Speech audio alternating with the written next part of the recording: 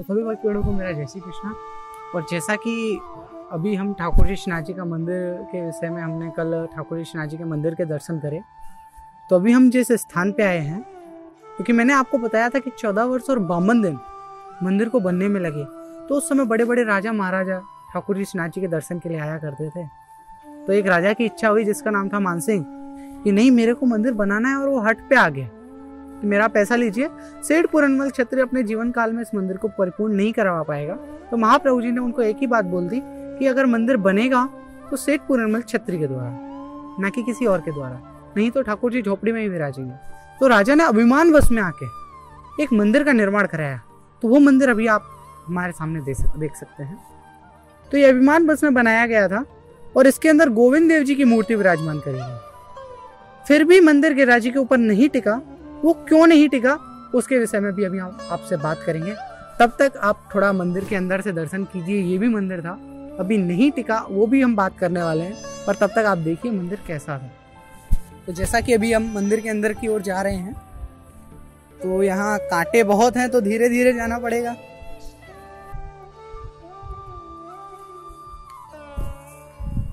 इस पे गौर कीजिएगा, ठीक से नहीं देख पा रहे हैं।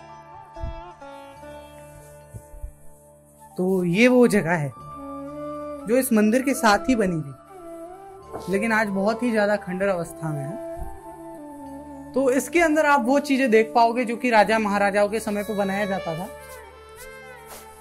तो जैसा चक्र आप देखोगे कि उस समय के रजवाड़ों के अंदर आप देखते हैं कि किस प्रकार से आरओ की व्यवस्था रही थी, किस प्रकार की वास्तुकला थी, तो वो आप यहाँ देख सकते हैं। ये वास्तुकला का अटूट नमूना है, हालांकि वर्तमान में टूट चुका है, लेकिन वो वास्तुकलाएं जो कि उस समय पे थी वो यहाँ पे आप देख सकते हैं।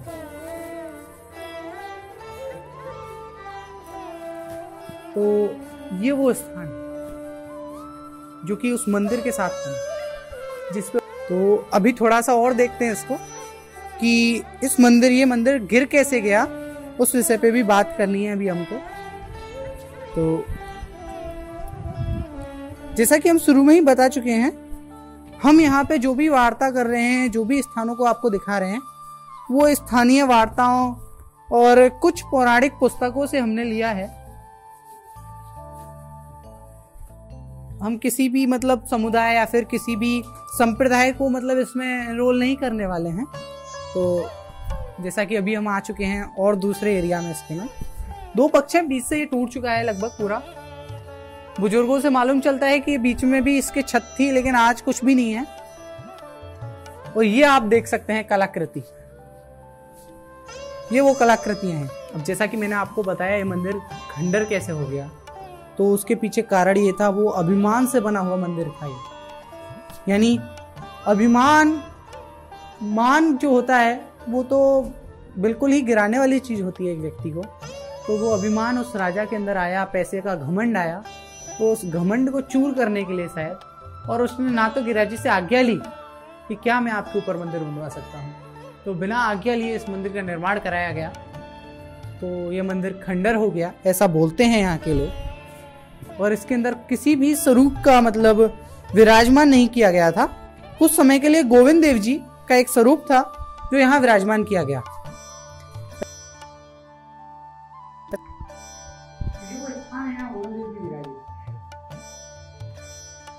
और बाद में जब ये मंदिर गिरने लगा तो उनको भी यहाँ से और ले जाया गया जयपुर के लिए, जहाँ का राजा था।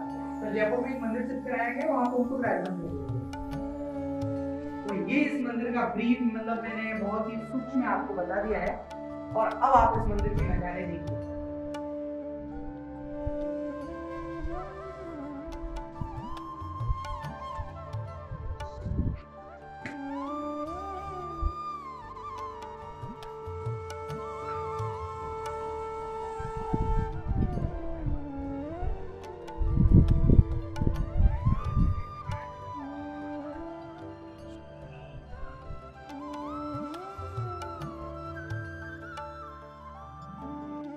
तो कुछ भी कहने से पहले मैं आपको बता दूं कि हमको यहाँ के विषय में कई जानकारियाँ मिली। तो जिनमें सबसे ज़्यादा जो पुख्ता जानकारी थी, जिसके तथ्य हमको मिले, उस हिसाब से हम आपको यहाँ के विषय में बताने जा रहे हैं। तो जैसा कि चौथी वीडियो में हमने श्रीनाथ जी के मंदिर को कवर किया था, आपको दिखाया था श्रीनाथ जी का मंदिर, और तीसरी वीडियो में बताया भी था कि श्रीनाथ जी का मंदिर कैसे बना। तो उसी समय जब ठाकुर जी श्रीनाथ जी 14 वर्ष और 52 दिन के लिए गिरिराजी पर्वत के ऊपर एक झोपड़ी में विराजे, तभी एक राजा मानसिंह करके थे, वो यहाँ दर्शन के लिए आए। उन्होंने महाप्रभु जी से कहा कि सेठ पुरनमल क्षत्रिय अपने जीवन काल में कभी मंदिर को परिपूर्ण नहीं करवा पाएगा, तो आप मेरा धन लीजिए और मंदिर को परिपूर्ण कराइए। महाप्रभु जी ने कहा कि सेठ पुरनमल क्षत्रिय को आज्ञा हुई है तो वही इस मंदिर को बनवाएगा। राजा मानसिंह जो थे वो इस बात को अपने अभिमान पे ले गए, फिर उन्होंने इस इमारत का यहाँ निर्माण करवाया। तो पुरानी कथाएं प्रचलित हैं कि जब ये मंदिर बन रहा था तो ये पूरा ही नहीं बन सका, उससे पहले गिरने लगा। तो इसके अंदर कहा जाता है कि गोविंद देव जी की एक मूर्ति विराजमान करी गई। फिर भी जब मंदिर खंडर होने लगा तो फिर यहाँ से उस मूर्ति को भी दूसरे स्थान पे स्थापित कर दिया गया। यानी अंततः आज भी यह मंदिर ऐसे ही छीण होता जा रहा है, गिरता जा रहा है। तो हम जब इसके अंदर गए तो हमको कई ऐसी बातें देखने को मिली जिनसे हम भी अनभिज्ञ थे। जैसा कि हमने इसके अंदर देखा, कुछ स्थानों पर पेंटिंग्स थी, यानी मतलब चित्रकारी थी, और कुछ स्थानों पर बॉर्डर की तरह चित्रकारी करी गई। तो उन चित्रकारियों को देखकर ऐसा महसूस होता है कि ये मंदिर नहीं था, कोई राजमहल इत्यादि भी हो सकता है। तो हमने और अध्ययन किया और लोगों से बात करी, तो कुछ लोगों से यह जानने को मिला कि ये बौद्ध धर्म द्वारा बनवाया गया मंदिर था। उस समय के बाद इसको खंडर कर दिया गया। तो ऐसे ही करके यहाँ के विषय में कई सारी कहानियाँ प्रचलित हैं। तो हमने इस मंदिर के हर स्थान से व्यू लिए और उनको अच्छे से देखा। तो अंत में हम इस मतलब जगह पे जाके रुक जाते हैं कि आखिर ये मंदिर कितना पुराना हो सकता है, क्योंकि जो चित्रकारियाँ हमने देखी वो देखने में इतनी पुरानी नहीं लगी। तो जो कहानी सबसे ज़्यादा महत्व रखती है, सबसे ज़्यादा इस समय पे व्याख्या हम कर सकते हैं उसकी, सबसे ज़्यादा जो प्रासंगिक वार्ता है या फिर कहानी है वो यही है कि जब ठाकुर जी श्रीनाथ जी का मंदिर बन रहा था तभी ये मंदिर बनवाया गया, और इसमें ठाकुर जी श्रीनाथ जी विराजमान नहीं हुए और ठाकुर जी श्रीनाथ जी के लिए दूसरा मंदिर बनवा दिया गया।